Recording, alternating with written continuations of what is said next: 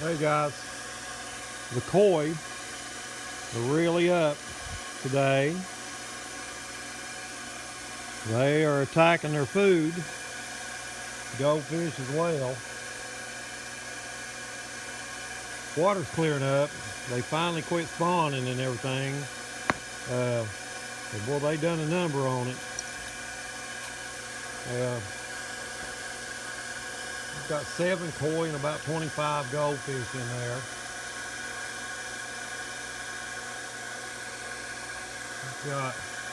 Got my waterfall off right now. Rained a whole bunch, so like I said, it's helped clear the water up and everything. But they are really eating. I'm doing a little construction work down there, so I had to move the chairs off the dock.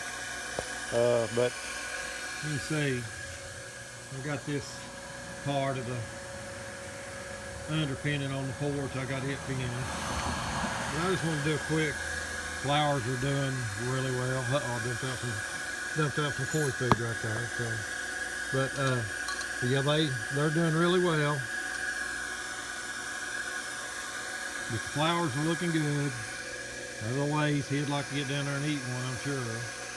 But these are the horse trough flower pots, and this rain has really brought them out. So, but I thought I'd give everybody a quick look at the koi pond,